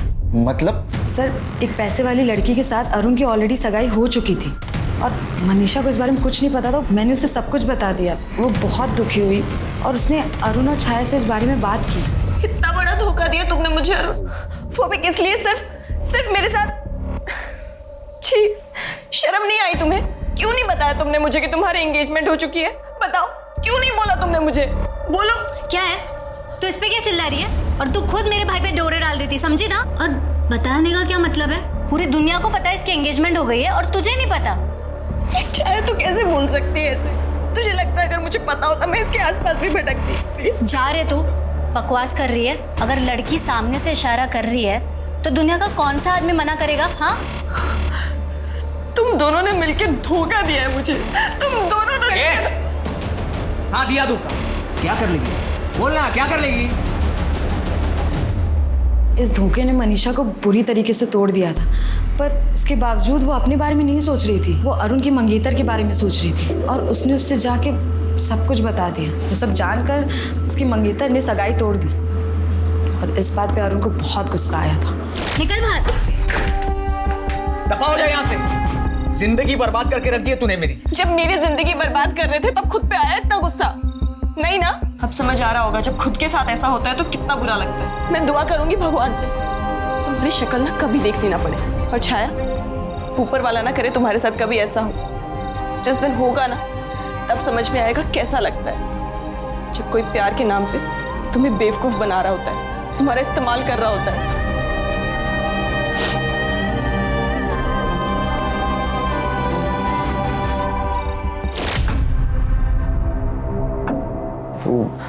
मनीषा के तो मैं बस मजे लेना चाहता था। करते वक्त शर्म नहीं आई? बोलने में शर्म आ रही है? सच बताओ, तुमने टारगेट किया ना मनीषा को? और वो चोरी का इल्जाम? वो सर, हमने झूठ बोला था।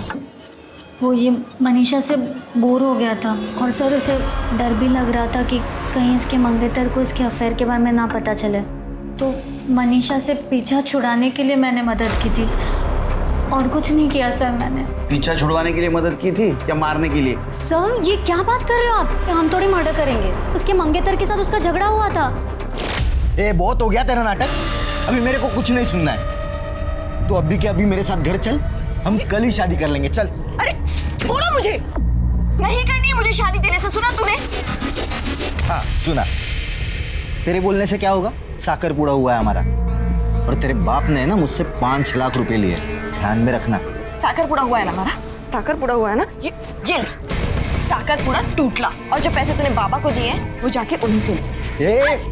नल्ला समझती है मुझको? अगर मुझसे शादी नहीं करेगी ना तो मार डालूंगा मैं तुझे। चल निकल अब यहाँ से। हो गया द एंड। तेरी मंगनी टूटी थी ना, उसके वजह से तू गुस्सा था, इसलिए तूने बदला लिया और तूने मनीषा को मार दिया। नहीं सर, मैं कसम खा के कहता हूँ, मैंने उसे नहीं मारा।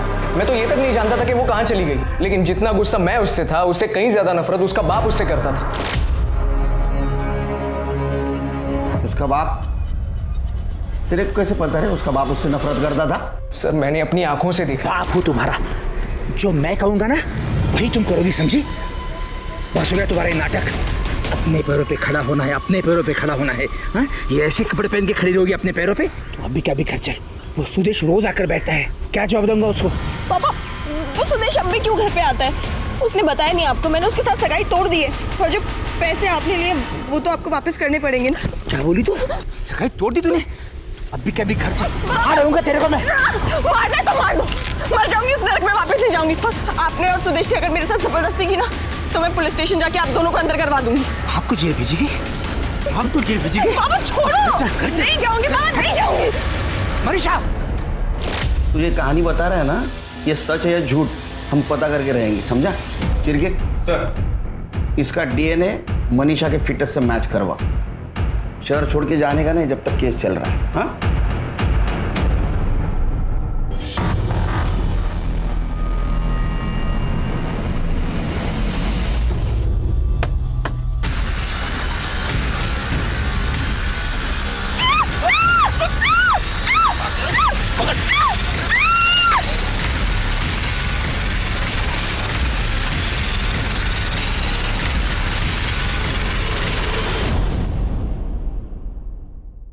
सब मारो मतलब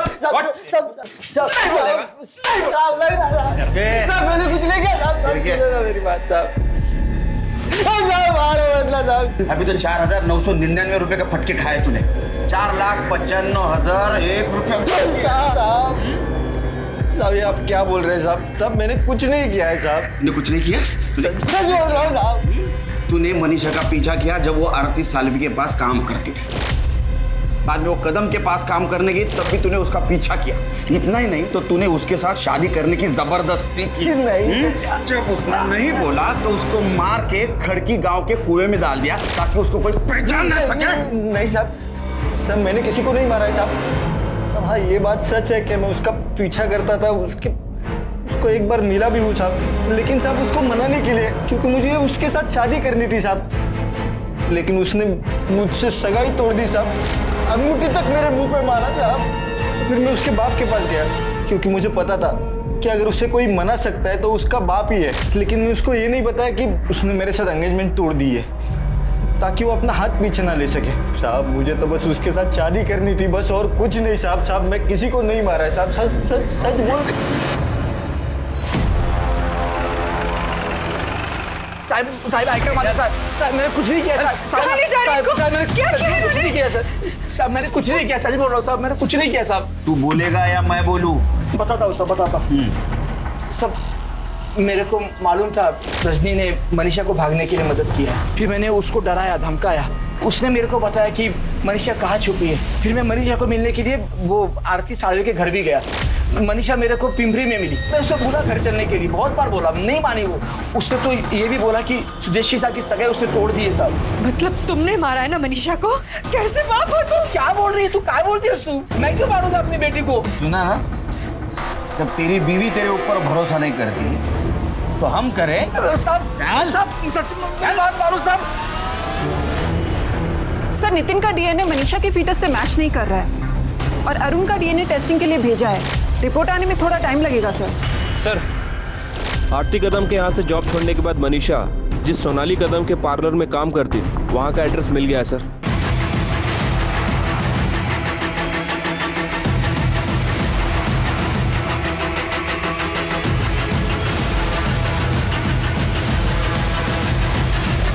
देखिए ब्लश कर रहे हैं ना? सोनाली जी। जी सर। आपके घर गए थे तो पता चला कि आप यहाँ हो, इसलिए यहाँ आना पड़ा। मनीषा के बारे में बात करनी थी आपसे। मनीषा? सर मनीषा बहुत मेहनती और ईमानदार लड़की थी। अभी 2 महीने पहले ही हम लोगों ने साथ में काम शुरू किया था और हम यहाँ पास में ही रहते हैं as a paying guest. Manisha को आप आखिरी बार कब मिली? करीब 1 हफ्ता पहले, जब वो बोल के गई थी कि वो गांव जा रही है और बहुत जल्दी वापस आ जाएगी। मनीषा का कोई बॉयफ्रेंड था? मैम मनीषा बहुत फ्रेंडली लड़की थी और उसके बहुत सारे दोस्त थे जिनमें लड़के भी थे। अब उसका कोई बॉयफ्रेंड था या नहीं था मुझे नहीं पता। ये फोटो बघा, इसका नाम नितिन है, पुणे का रहने वाला है। क्या मनीषा ने कभी इसके बारे में जिक्र किया था? नहीं सर, अब नितिन नाम की किसी भी लड़के का उसने जिक्र नहीं किया था। लेकिन हाँ सर, एक बात है, जब भी वो परेशान होती थी तो किसी को फ़ोन या मैसेज करती थी। ओ मैडम, हेलो, पाटिल मैडम का आज अपॉइंटमेंट है, तू गई नहीं? हाँ दीदी, वो एक्चुअली। तू फ़ोन क्यों छुपा रही है? क्या है? कुछ भी नहीं। तू किससे चैटिंग कर रही? तू फ़ोन दीदी है ना, कोई स्पेशल है? मैंने उसे कई बार पूछा उसका नाम, पर उसने नाम नहीं बताया। बस इतना कहा कि कोई है जिसकी वो बहुत रिस्पेक्ट करती है। और कोई बात जो आप हमें बताना भूल गई? पर हाँ सर, उसके पास फ़ोन नहीं था तो मैंने उसे अपना फ़ोन और सिम कार्ड दिया था जो काफ़ी टाइम से बंद था, तो वो नंबर वही यूज़ कर रही थी। नंबर बताइए। सर ये नंबर है। तृप्ति, चेक करके देखो। सर ये वो नंबर नहीं है जो सुदेश ने हमें दिया था। मनीषा ने अपना फोन नंबर क्यों बदला? उसने अपने मोबाइल नंबर की बजाय सोनाली के सिम कार्ड का इस्तेमाल करना क्यों शुरू किया? पुलिस ने मनीषा के दोनों फोन्स के कॉल रिकॉर्ड्स निकलवाए, लेकिन मनीषा और नितिन के बीच में कोई कांटेक्ट नजर नहीं आया। हालांकि मनीषा के कॉल रिकॉर्ड्स में एक नया नाम सामने आया, विमल सेठी। हाँ सर, मैं जानता हूँ मनीषा तांबे को, दोस्त है मेरे। सिर्फ दोस्त या और कुछ? नहीं सर, आप जैसा सोच रहे हो वैसा कुछ भी नहीं है। मेरी अच्छी दोस्त है बस। ये अच्छी दोस्ती बनी कब से? एक्चुअली सर, मनीषा एक ब्यूटिशियन है। कुछ एक्स्ट्रा पैसे कमाने के लिए वो बाहर के काम भी लेती है, तो कभी कभार मेरी बहन का फेशियल करने के लिए वो घर आती है। तभी उससे पहचान हुई और मेरी अच्छी दोस्त भी बनी। बहुत अच्छी लड़की है सर। पर बात क्या है सर, आप उसके बारे में क्यों पूछ रहे हैं? उसका मर्डर हुआ है। सर मनीषा का मर्डर? उसे कोई क्यों मारेगा सर? किसी पे शक है तुम्हें? नहीं सर, बहुत भोली लड़की है वो, किसी के साथ कोई दुश्मनी भी नहीं थी।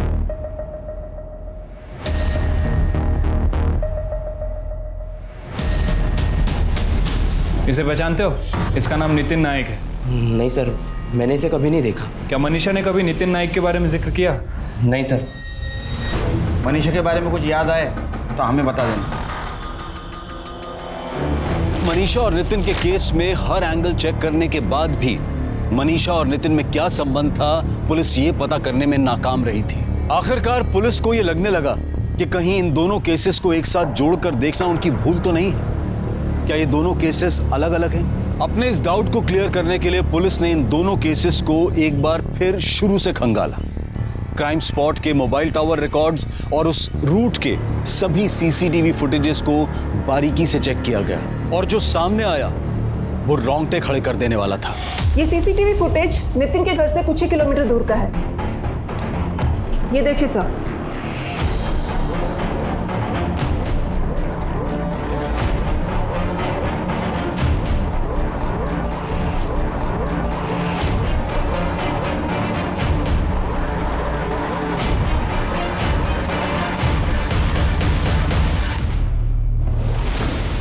जा, मर जा।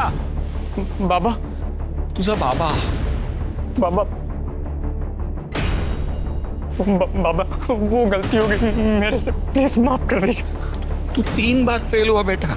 मैं लोन पे लोन ले रहा हूँ, दिन रात मैं ओवर टाइम कर रहा हूँ, मैं हिम्मत नहीं हार रहा हूँ। तू एक फेल क्या हो गया, जिंदगी से हार गया? नहीं बाबा, मैं प्रॉमिस करता हूँ आपको कि मैं खूब मेहनत करूंगा और मैं अच्छे नंबर से पास होऊंगा। आपकी कसम बाबा, आगे से ऐसा नहीं करूंगा। नहीं, तुझे मरना है ना, तू मर जा बाबा। लेकिन गलती होगी। माँ बाप के बारे में मत सोच तू बाबा, तू मर जा बाबा। मैं कैसे निकाल रहा हूँ? मर जा।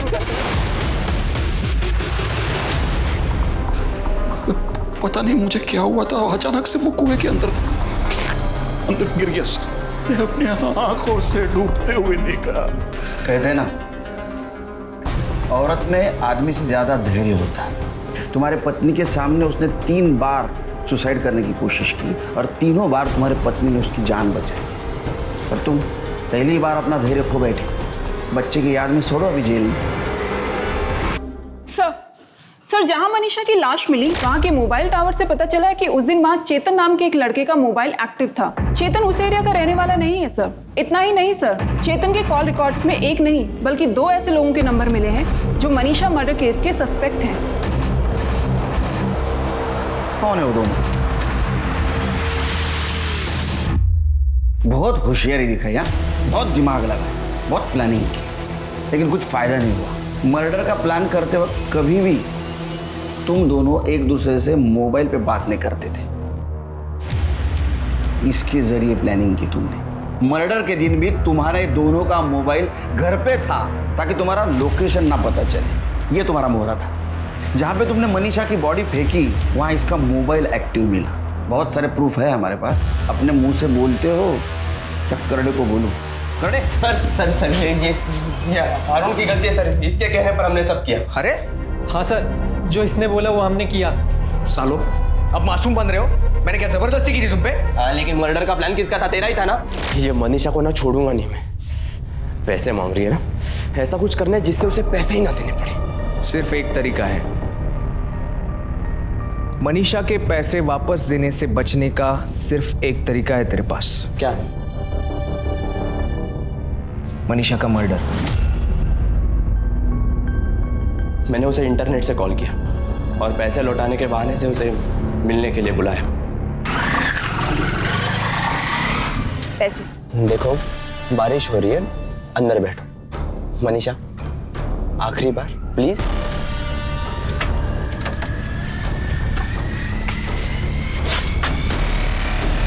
पैसे?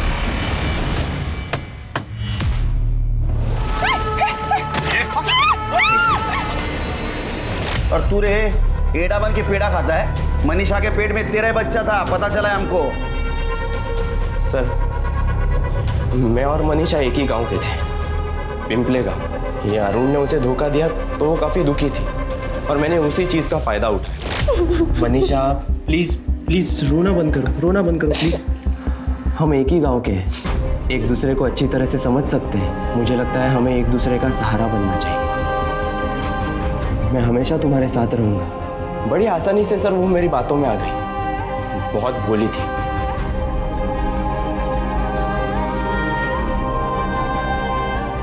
उसने खुद सामने से आकर मुझे गाड़ी खरीदने के लिए पैसों की मदद की। मैं जानता था सर वो पैसे कभी नहीं मांगेगी, पर एक दिन गड़बड़ हो गई। यार चेतन, ये मनीषा को पटाना कोई बड़ी बात नहीं है यार। मैंने क्या किया, एक दिन उसका हाथ पकड़ा, उसको झूठी मूठी प्यार की हमदर्दी जताई। मैंने कहा कि हम दोनों एक ही गांव के हैं और दूसरे दिन भाई सीधे बिस्तर पे। वाह विमल, और तुम बोलते हो तुम दूसरों से अलग हो? मनीषा बदतमीज हो तुम। मनीषा मनीषा रुको रुको रुको। हाथ मत लगाओ मुझे यार, वो मैं ऐसी ही बात कर रहा था यार। किस तरीके की बातें कर रहे थे तुम मेरे बारे में? हाँ, मैंने विश्वास किया था तुम पे और तुमने धोखा दिया है मुझे। सॉरी, मैं हाथ। मनीषा लोग सुन रहे हैं, प्लीज प्लीज। हाँ तो देखने दो ना लोगों को। तुम अभी के अभी मेरे पैसे वापस करो। मैं देता हूँ, मुझे हफ्ते भर की मोहलत दो यार। तुम सारे के सारे मर्द घटिया और एक जैसे होते हो। सारे सोसाइटी के सामने सर मेरा तमाशा करके रख दिया उसने। मैं मनीषा से बहुत नफरत करने लगा था सर। उसकी वजह से मेरी सगाई टूट चुकी थी। बर्बाद करके रख दिया था उसने मुझे। नफरत करना है ना तो खुद से करो। तुम इंसान नहीं, जानवर हो, जानवर। और तुम जैसे जानवरों को दुनिया में खुलेआम घूमने का कोई अधिकार नहीं। अब सड़ो जेल में जिंदगी भर। भरोसा करना बुरी बात नहीं है, लेकिन सतर्क रहना भी जरूरी है, क्योंकि इस मौका परस्ती के दौर में कौन किसकी पीठ में कब खंजर भोंक जाए ये समझ पाना आसान नहीं है। अब मैं अनूप सोनी आपसे विदा लेता हूं। फिर मुलाकात होगी क्राइम पेट्रोल सतर्क में एक और नए केस के साथ। तब तक अपना और अपने परिवार का ख्याल रखें, सतर्क रहें, सुरक्षित रहें और देखते रहें क्राइम पेट्रोल सतर्क। जय। क्राइम पेट्रोल के और भी दिलचस्प कहानी देखने के लिए हमारे चैनल को सब्सक्राइब करें और बेल आइकॉन दबाना न भूलें।